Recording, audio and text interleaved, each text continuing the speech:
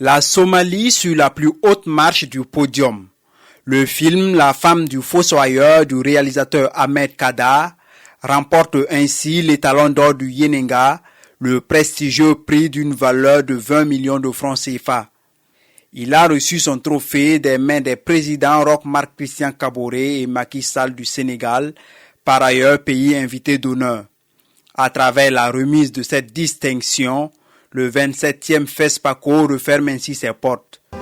Et c'est dans une ambiance festive que se sont éteintes les lampions de ce festival qui a tenu toutes ses promesses. Tout comme la cérémonie d'ouverture, le public a été tenu en haleine par plusieurs spectacles orchestrés à travers une mise en scène artistique et chorégraphique par le célèbre chorégraphe Serge Aimé Coulibaly. Des prestations burkinabées et sénégalaises appréciées par le public. La 27e édition, c'est ma première édition, je l'ai trouvé vraiment grandiose et avec les présidents, tout le monde, ça donnait de la convivialité. Le Burkina investit vraiment dans le cinéma et on est très content de voir qu'un pays africain aime autant le cinéma. J'ai trouvé ça très bien organisé, surtout le décor, l'esthétique et tout, vraiment, j'aime, c'est waouh.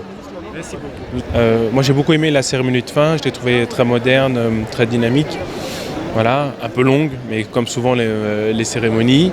Et j'ai pas vu tous les films, mais ceux que j'ai vus, je trouve qu'ils sont à leur place dans les films primés. Voilà.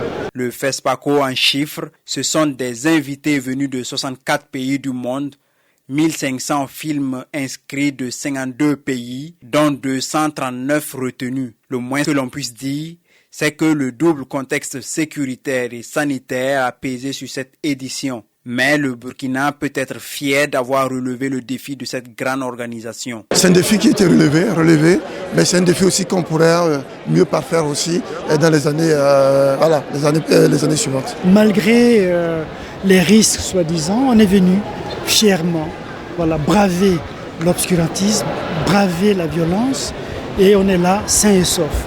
Mais je pense qu'on n'avait pas peur, parce que notre quotidien était entouré de gentillesse et d'humilité. Le peuple burkinabé est un peuple très humble, et donc tout ça a porté le FESPACO. Paris tenu, organisation réussie pour certains et pour d'autres, une invite à mieux faire pour les éditions prochaines. D'ailleurs, le rendez-vous de la 28e édition est pris pour le 25 février au 4 mars 2023.